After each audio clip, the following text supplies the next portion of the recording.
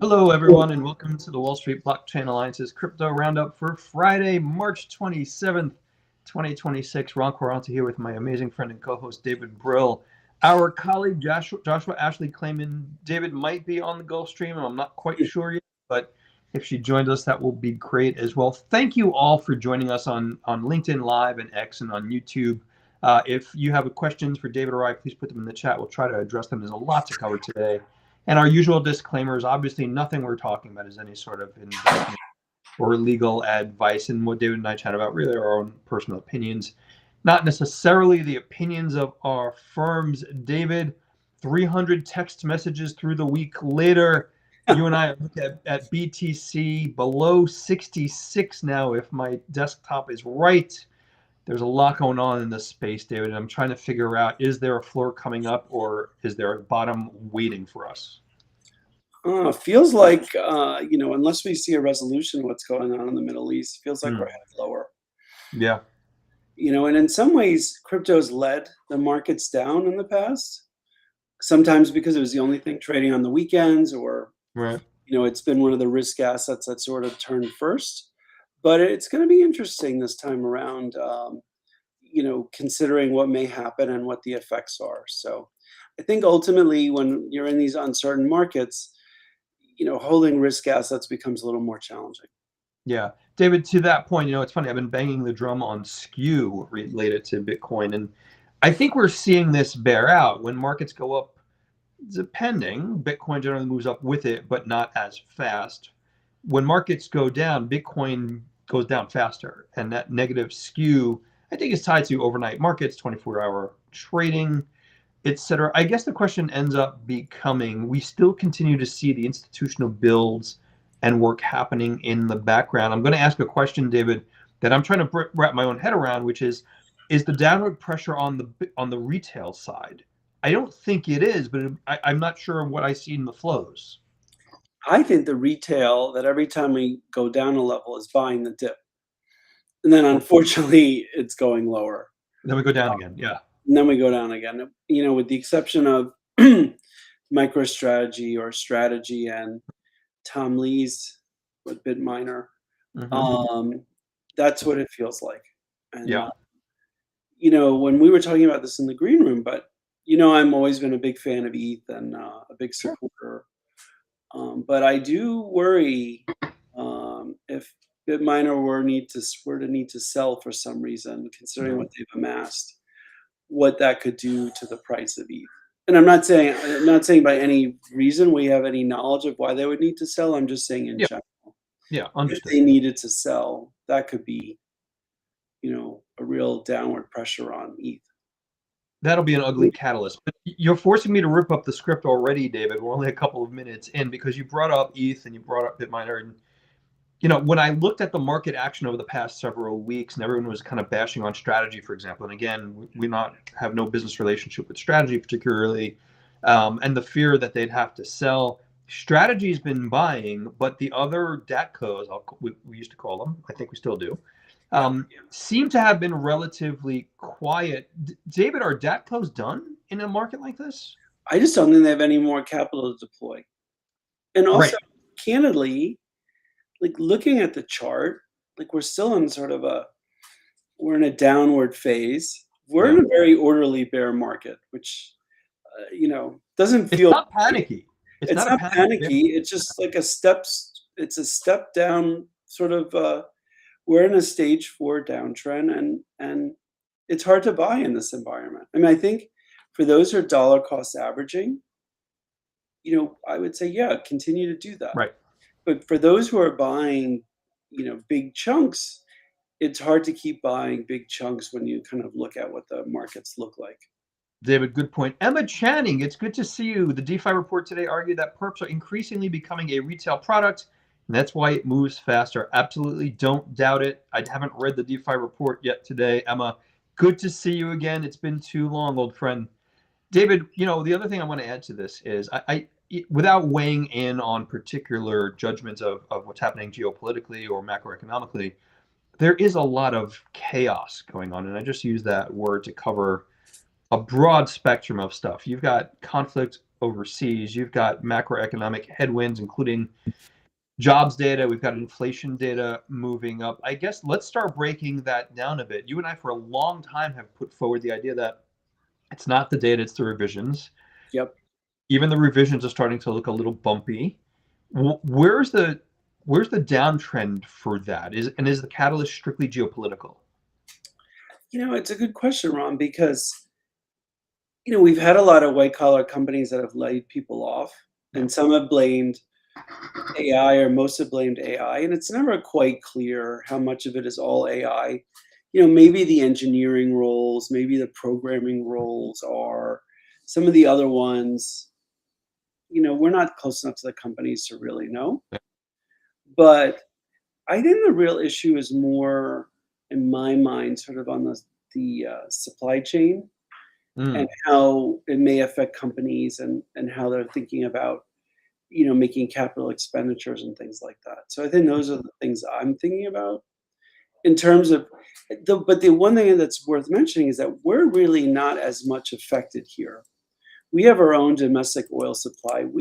Our companies could actually be making a lot of money in this environment because we have energy to sell. We have natural resources to sell. So our American companies could do well from this. Yeah.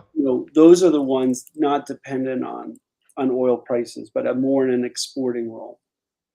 But there is the downstream of some of those impacts. I mean, arguably, gasoline, for example, Yeah. in the U.S. is notably higher. When you fill up the H2 or the Maserati, David, I'm sure it's costing you a little bit more this week than it did a month or so ago. So we're beginning to see that drag on economic activity. We're beginning to see that, and that's a challenge even in a no hire, no fire economy, job market, and we're starting to see jobs and payroll data go south. Yeah. The question becomes, is this all planning given some of the inflation concerns and geopolitical concerns, or are you and I, let's just say, were we wrong in anticipating economic activity through the balance of the year? Well, I mean, I don't think we until a little bit before, because I think we did say we thought the conflict would break out when it did. Yeah, We were a week ahead of David's that. crystal ball was right. Yeah, so we'll give ourselves some credit there. But look, I don't think we factored in a longer conflict. Yeah. And I'm still not quite sure why we can't overcome what's going on in Strait of Hormuz. I mean, I can't tell you that I've had the time to, read up on it on a deep, deep level, but I feel like if we really wanted to retake it, we could. So I think it's part of some kind of plan. But I don't think we could have factored in those things. But you're right. Rising oil prices is a tax. It makes airline tickets more expensive, and other transportation things more expensive, and it's a tax on the bottom line for people. Yeah. So if they're paying more for travel or to fill up their car, then they are, that's less money they have to buy goods or other things. Right. David, it's not the Maserati SUV, right? I just want to be clear because I don't think you and I were fond of that one. No. I'm very happy with a self-driving Tesla, but we'll see what. But all kidding aside, like I do, and we were talking about this last week. People on the lower middle income side of things are struggling, Yeah. and this doesn't help. Exactly. David, I think the other wrinkle to all of this, and one of the interesting takeaways I've had, and I'm trying to keep up with the news out of DC. Shout out to Adam Goldberg, our friend over at Figure, who keeps us from a policy perspective on the straight and narrow. But I saw news recently, yesterday, I think there was a compromise put forward in the Senate on market structure. Two senators on both sides of the aisle put forward something, and not long afterwards, Coinbase came out and said, we're not going to support that either. I'm almost surprised that the crypto market hasn't reacted more negatively in the wake of that news.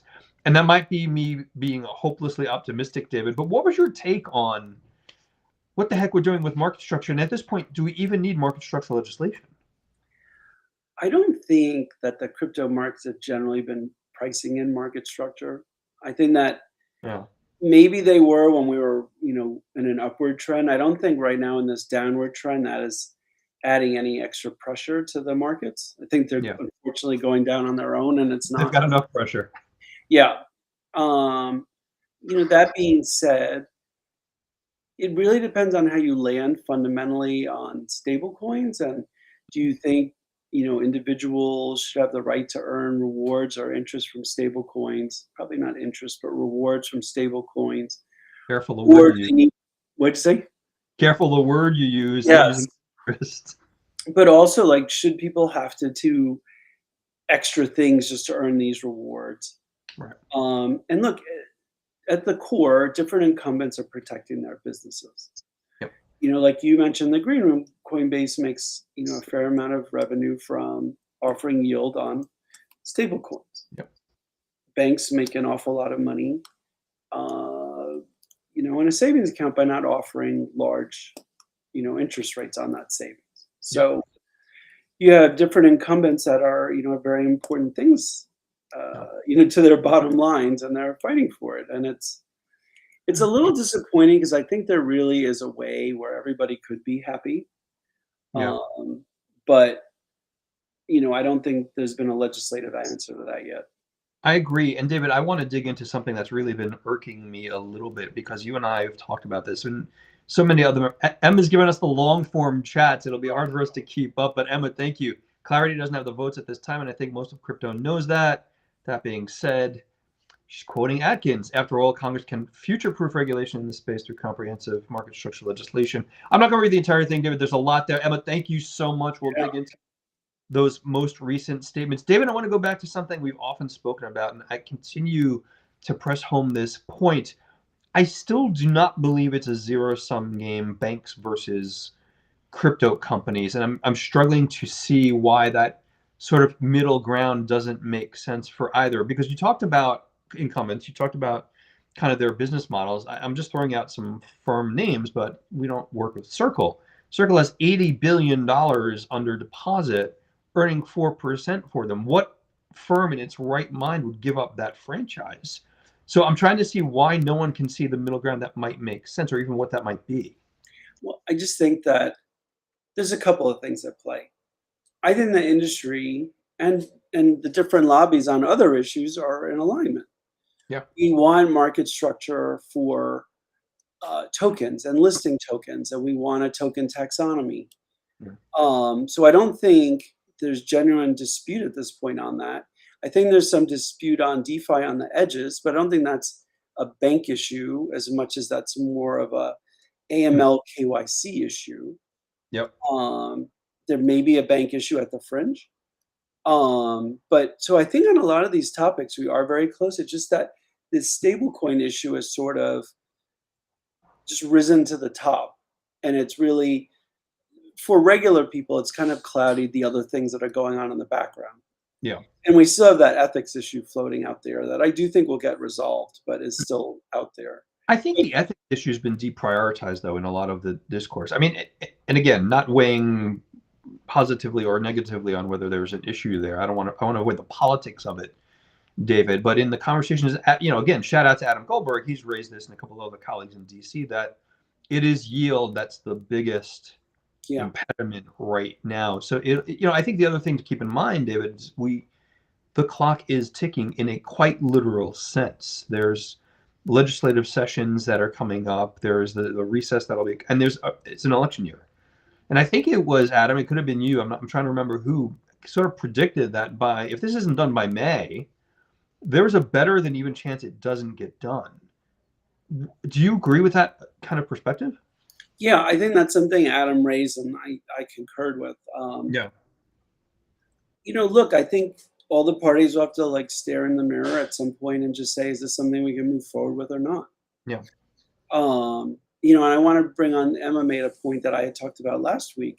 If Atkins and Selig are working to promulgate rules and to, take the taxonomy and really move that forward, we, may in a parallel track be getting the regulation we need for token taxonomy and all of that. Yeah. Which is really important. So this isn't a zero-sum game. Like I said last week, I think that the industry I think the rules that were promulgated by the SEC are probably more favorable than what's in the legislation. And it's certainly more favorable than what the industry's had before. Yeah. And you could argue, is the industry, David, waiting for the perfect in spite of the good it sort of has now? Well, let's be fair. Like, Yeah, we're relitigating some of genius in this bill. So, correct. in fairness, if we had a steady state and we had genius as it is, Hmm. and then token taxonomy as it's proposed to be, and DeFi and the other parts, and genius wasn't touched, I think people would be pretty happy with where we get to. Yeah, David, I It's want to point out that as soon as we mentioned legislation, Mabel stuck her head behind a pillow.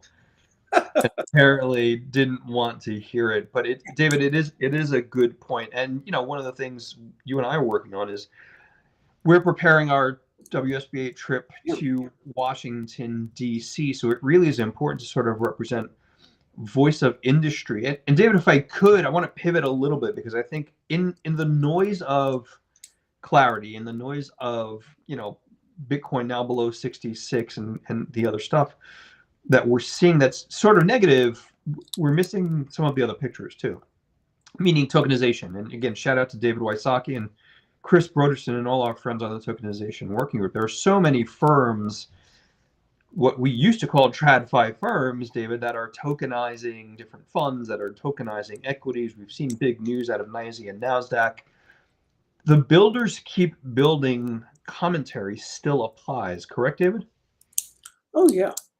And look, we were talking about the token prices, and I don't want to, and I'm going to name a few Yeah. that have real world use cases that have been growing. But like, let's take a look at Chainlink. They have a lot of real world use cases. Their token price is the same as it was at one point in 2020. Right. And so, like, clearly, Chainlink has developed new products and utility over the past 5 years, but the price hasn't moved at all. Yeah. But that being said, to your broader point, yes, builders are building. There's more functionality. There's more use cases. Getting some legislation would be helpful to see it more integrated into everyday life. Mm-hmm. But yeah, I think behind the scenes, things are moving. Things are continuing to move, and will move even faster. It's just a matter of the price is just not correlating to that. Right. And again, I don't mean to revert back to our prior talking point. The price is not correlating with that because of, and I'm just going to use again the word chaos. There's just so much uncertainty across so many different verticals. It's not just a crypto downtrend we're talking about. No. I mean, I think I saw this morning, and shout out to I think it was the Bloomberg team who posted that stock and bonds have had their worst month's performance in 4 years. Yeah. So this is a broad economic, things are a little crazy. Everyone's slightly scared. Let's talk about the options then, David, because I saw some news, and you follow this much more educated than I do. But something like $14 billion in Bitcoin options expire today, Yeah. I believe. And I think I saw the data yesterday, David. You were active in the market this week. 300 million longs were liquidated this week in BTC. When you look at these numbers, how do you anticipate the positioning going forward? Well, the problem is it's skewed, Ron, because there are a lot of Yeah. longs who are selling covered calls and just are happy to collect the income. Right. And in a bear market, and especially like in a stage 4 downtrend, like that makes sense. If you want to hold it, collect some premium for your through covered calls, and see what happens. Yeah. So, and it's been a successful strategy, of course, until it's not. But Yeah. the liquidations, look, people are just continuing to play with leverage and do it in a way where they run the risk of being liquidated. And I think also we've seen like bigger moves just because of what's going on in the macroeconomic environment. Yeah. And that leads to liquidations when people are doing 20, 50, 100x. Small moves can either make you a hero or make you a zero, and unfortunately, more times it's a zero than a hero. We'll have to get Emma Channing back on the show now that she's watching, just to talk a little bit about the Channing family office and what kind of positions they're looking at. David, I appreciate that. It's interesting because when we look at how we're talking about positioning and options, it doesn't take away some of the other parts of that news cycle. And I didn't raise this in our prep or in the virtual green room. I believe I'd seen recently Fidelity came out with a report talking about the long-term possible trend for Bitcoin, which was generally quite positive. We've seen other bodies talk about, look, from a risk-adjusted basis, crypto or Bitcoin certainly should be part of portfolios for the Yeah. long term. I guess, are we still looking at that generational shift that's pausing some of that, David? In the midst of the chaos, I don't hear a lot of friends and family talking about how do I allocate some of my retirement money to Bitcoin. Well, remember, still some of the bulge bracket banks, you still can't do that. But look, I think you're seeing Morgan Stanley came out with its own Bitcoin ETF. Yep. I'm sure that it will, offer its customers. Hmm. I do think having it as part of your portfolio is a good thing. I do think allowing people to have access to it in their retirement accounts is a good thing. So there's still a lot of places where people could get exposure. And I would not sleep on the retirement accounts. A lot of people's net worth are tied up in their retirement accounts, and right now they don't have access. Yeah. So small percentage access in their retirement accounts could be a meaningful catalyst. Yeah. Because also, if you think about it, if you were waiting for a while, and boy, you look at the Bitcoin chart, oh, it was at 120 something, now it's at 66. And hey, I'd like 2% of my retirement to be in that. Right. That looks pretty attractive. I mean, obviously, it could go down to 50 or 55. But if you're buying and holding for the longer term, like that looks attractive. Yeah. David, I'm going to rip up the script one more time on us, because when look about we look at Bitcoin, we'd have these conversations. If you and I would have said Bitcoin in retirement accounts 10 years ago, obviously no one would have taken that seriously. And that's become a much more serious conversation. You and I have been at more than our fair share of events in the past 13 years, together or separately, where we've heard some cynics say, well, Bitcoin will never get anywhere. I'm using Bitcoin as the example. It's going to zero. I forgot, it might have been 10x research. So if it is, shout out to them. But this idea that Bitcoin will go to zero, someone put forward a mathematical premise that basically said that's going to be impossible at this point. And not only because it's a $1.3 trillion market cap, but they put forward a really interesting argument, David, which was, for something like that to go to zero, you'd have to have every major participant or holder selling everything at any price and no buyers. Yeah. And so I guess the long term of this becomes, it's here to stay and there will always be some buyer. Am I being overly philosophic about it? No, I guess the only thing is if the quantum can break the encryption. Yes, we need So Josh on the call to yeah. talk about quantum. So I think that could be the only thing, but I think the prevailing view is that's not going to happen. Yeah. But I want to make a point though that last week I was in DC, and just seeing the amount of, whether it be senators or Congress people, and talking about this industry and their involvement in the industry, and this is really growing up. And I think it actually leads to a different point, Ron, is TradFi sort of, going back to his TradFi eating crypto's lunch.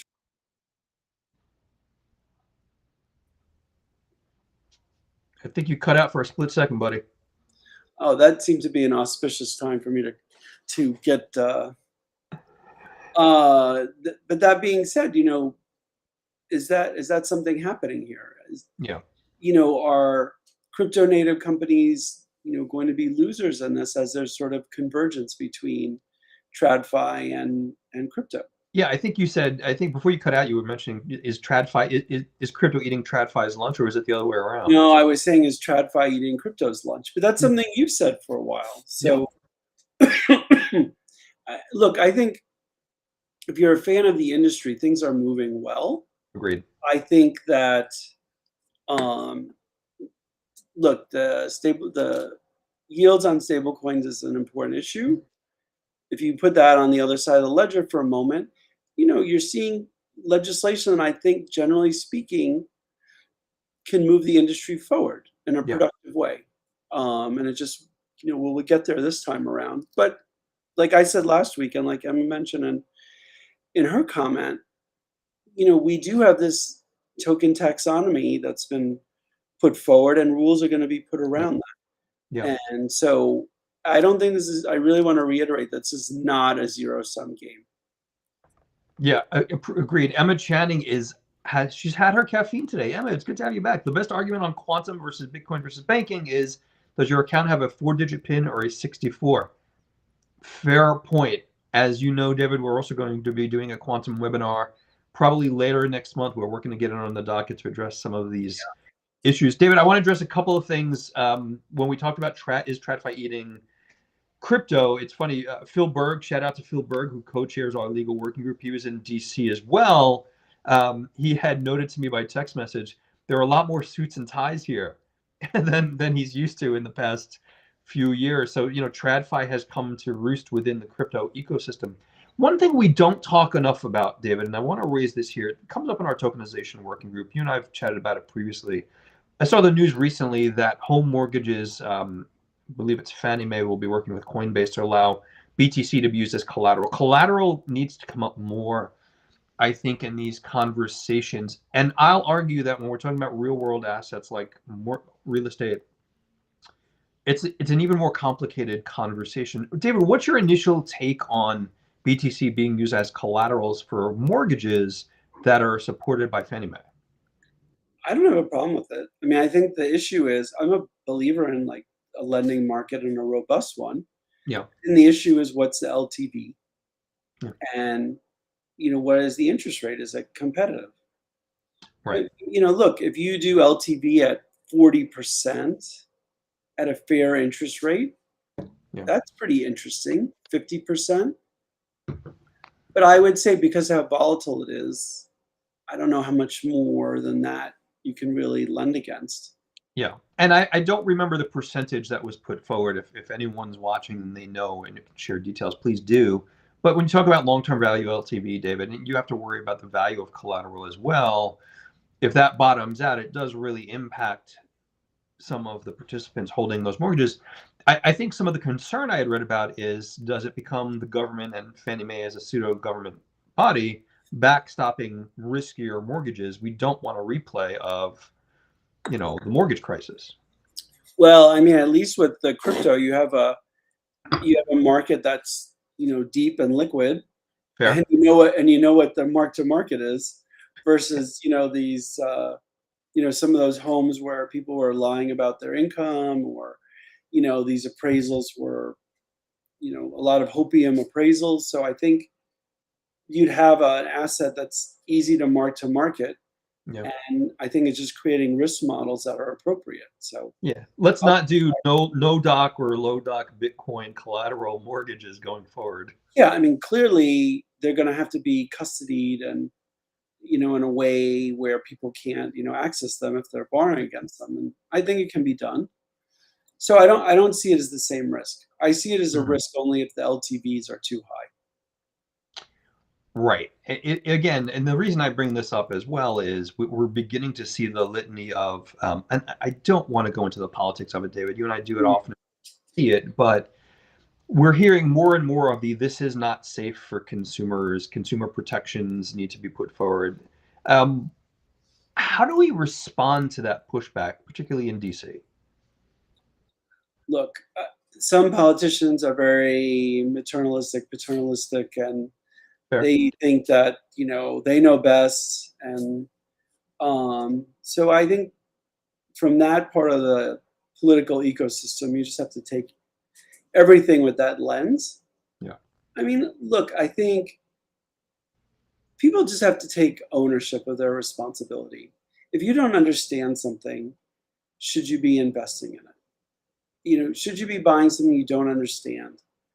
This is something like I had a discussion with somebody down in DC who's involved, who's on the Hill and has a meaningful role on the Hill. We were talking about disclosure, and I said to him, look, I think disclosure is important. Yeah. But let's be honest. I said, when was the last time you read an S1 if you weren't drafting it? Right.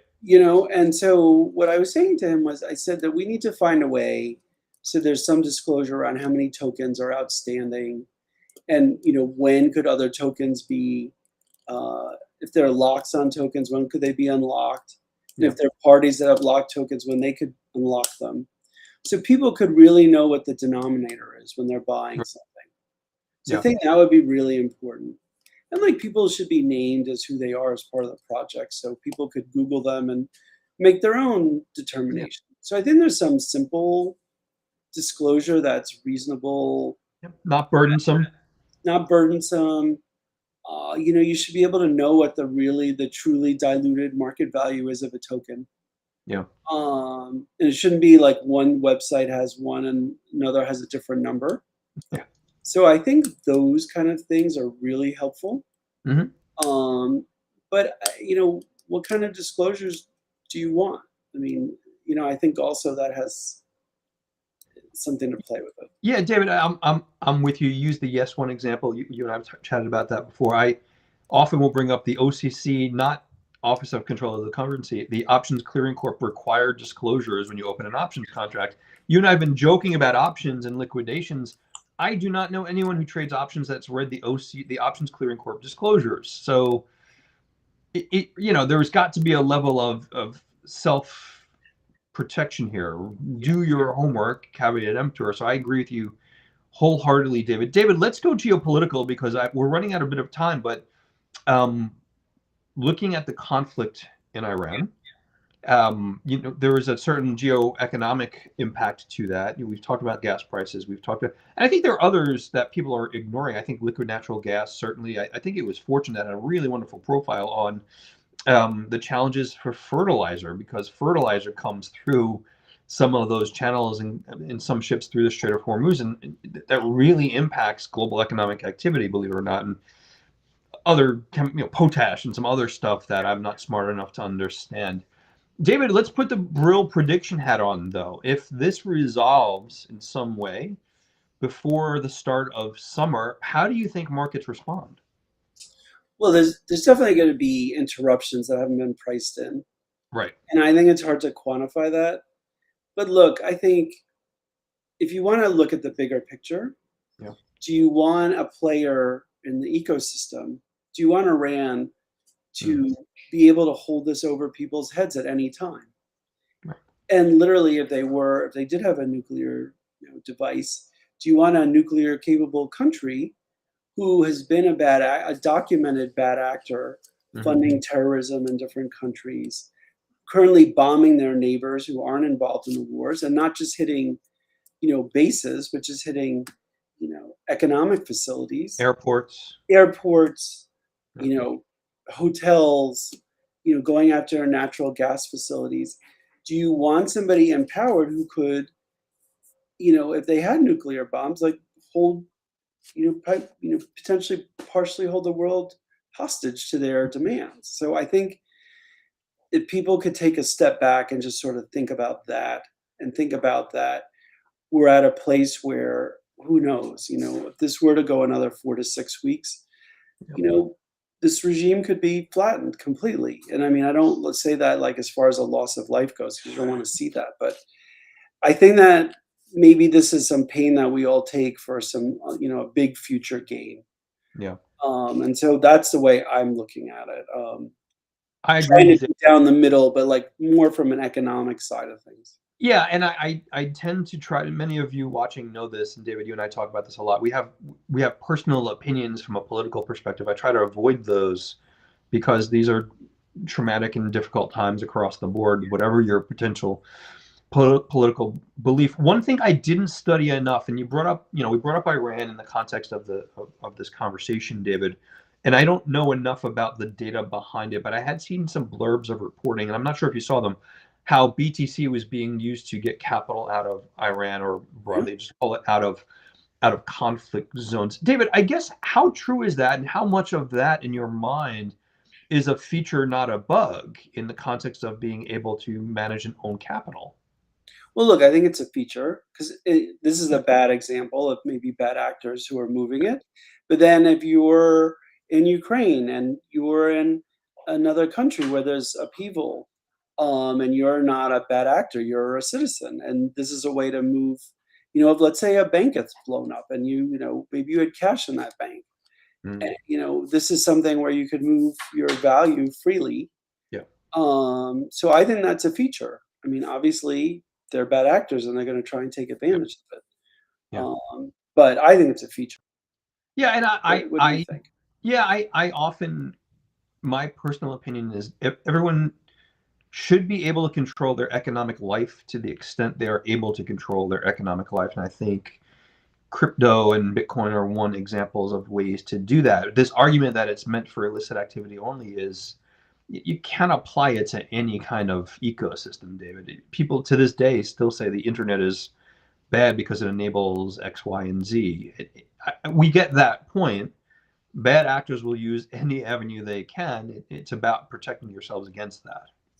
And look, also, ultimately, cash is used more for money laundering and Oh bad yeah, activities than crypto is, and crypto is traceable. right. So, It's a I really horrible money laundering illicit activity. yeah, because even if they can't figure out who you are now, the more sophisticated the tracing gets over time, they will figure it out. Yeah, and there are tools and companies we know that have been deeply involved in that work for a long time. Yeah, and look, my company has done some very sophisticated tracking and tracing for customers, Yeah. for clients, both, personal and institutional, and so I know the level that can be done, and it's more than people appreciate. And it's far more than is portrayed in the media, I would argue. Yeah, Not to meant to bash media particularly, but I just don't think there's the education and understanding of it. yeah. And the last thing I wanna say about the conflict is, I think our media Uh-oh. see, I'm trying to couch this the best way I can. I think that sometimes they've taken the most pessimistic view of what's going on Yeah. and not really gone in depth and sort of laid out the different scenarios and what it means. Yeah. And, like, for the one thing I will say is, like, a resolution in this, depending if this were to resolve favorably for the US, like, maybe that tips the scales, and then you get then you get a truce in the Russia-Ukraine conflict. So, I think that I think unfortunately the news in many cases doesn't really go in depth and doesn't look at how these different actions interact with each other. Yeah. And I think that's sort of to the detriment of people and the way it's reported. Emma sending kudos to the one and only David Brill, 100% David Brill. The point is that the vast majority of crypto was designed to be traceable. Absolutely correct. David, you bring up a couple of things there about media, and this is suddenly becoming much more than a crypto roundup, but I do want to raise one idea about that. That media is reacting to where people are drawing attention, Mm. and negative news, I don't know what the cause, maybe there's some philosopher or anthropologist out there who can educate me, negative sells. And I think you see that when we talk about crypto. I think you see that when we talk about geopolitical events. You talk about private markets. It's going to be the next great financial crisis. There's this skew towards reporting the worst case of some of these things versus what are the options. Yeah, and also, like, when did everybody become, eh, you know, we shouldn't be always looking in the negative. Like, we should try and look for positive things Hmm. and focus on things where, there are positive outcomes that can also come from these things and not just negative outcomes. And I think questioning what our government does is appropriate. But I Yeah. also think that minimizing what bad actors do in the total, approach is also not helpful. Welcome to the WSBA Therapist's Couch, where David and Right. Ron talk about most pressing issues. I just wonder sometimes where people forget that, 30,000 civilians were killed because they were protesting. Yeah. Like, that just, it seems like that whole notion has just left people's mind share. And, I think these are just important things just to balance everything out. Yeah, David, I agree. And the older I get, the less I understand basically anything that's happening in the news. I know. I'm just trying to. The point I'm trying to make is, like, even though, like, in our industry we're going through these challenges, Yeah, we're still in a much better place than we were. If agreed. we don't get clarity, we have the rulemaking that the SEC and the CFTC is doing. So Yeah, it's not like we're getting nothing. It's just hopefully we're going to get a bill that can represent our interests and move the industry forward. Yeah, and arguably a bill that sort of protects the industry writ large and all participants in it, as well as investors in the wake of potentially a new administration. Yeah. You can make the argument that even if there's a new administration, it's so relatively entrenched in so much of global markets, it would sort of be very difficult to unwind it. Yeah. Look, I mean, look, we have these Bitcoin ETFs, Ether ETFs, it'd be really impossible to sort of be like, okay, no, these are all securities now, and they all have to be rolled back, and that's not going to happen. Yeah, But and Washington doesn't want to see BlackRock and Morgan Stanley showing up in DC in 4 years saying, no, don't do this. well, I mean, it's not what the people want either. Agreed. Because if people didn't want that, they wouldn't be buying allocations of it. Yeah. David, we're approaching time. Let Emma Channing, but there's some buggishness. Totally agree. I rarely find myself disagreeing with Emma on anything she puts forward, David. It's good to see you, my friend. It's been a full week. A lot's gone on. I want to ask a question. Let's wrap it up with the David prediction hat. Just real quickly, because we're looking at 65.8. Where are you seeing volume? And we talked about some of the options positions, and we see some ridiculous price points. I think I saw options at 30, and I've seen some others at 110. I don't think we're in that kind of very big range. David, do we hold 65 given some of the flows you and I are seeing? Unless we get some news unless we get major news regarding the conflict that either the strait's been opened or some kind of resolution, I think we're still in a stage 4 downtrend, and I would say 60 is next. Do we leg down to 60? Okay, I'll agree with you there, David. David, let's wrap it up there. We've got a lot of work going on. From a WSBA perspective, we're going to be in Washington in May. I'm working on that. Looking forward to seeing you there again, David, with so many of our colleagues. We're working on our response to the OCC, Office of Control of the Currencies, notice of proposed rulemaking. Embarrassingly, I still haven't read the whole 360-something pages, David. And I think you've been very, very busy now that baseball is back. Oh, Greg Murphy has weighed in. Okay. Well, Greg, as you know, I'm willing to put my money where my mouth is. So don't do it, Greg. Don't do Greg it. Murphy's made a prediction that Alabama will beat Michigan, and my poor friend to the north is a little deluded on this issue. But I'm certainly willing to put some BTC or ETH on the line here, my friend. We can take that offline, or we can make it live for people. But Greg, learn from my pain, buddy. Don't do it. But I will be spending my time watching Michigan tonight and March Madness this weekend, and some work. And then I have the good fortune, I'll be speaking at American University's Washington College of Law Symposium with some of our WSBA colleagues, Lee Schneider, Andrew Siegel, and others. So I'm really looking forward to that. That'll be Tuesday in DC. Yeah, and we've been sharing that on the usual socials. David, I can't be there, but I'm hoping some colleagues get an opportunity to see you on stage, buddy. Yeah, I'm looking forward to it. Just a beer, not dinner. No, David doesn't go lowbrow. It's going to cost you, Greg. For Greg, it'll be a case of Molson. That'll be the. I'm up. You asked for it, Greg. That's all I got to tell you, buddy. I'm up for that. What about David, you, Ron? Before we. Well, believe it or not, I promised my wife a nice dinner this evening, so I'm supposed to put the work away at some point. I don't know when that is. A lot of my weekend's going to be planning some of the WSBA work that we have. Plus, there's a holiday coming up next weekend. Apparently, we're going to my sister's, so I have to talk to her about some of that. So it's a relatively low-key weekend, David. I wager on nothing sports-related at all. But otherwise, David, it's so good to see you. Emma, Greg, everyone out there, great. Thank you so much for joining us. We'll leave it there. We will be back next week, everyone. Have a great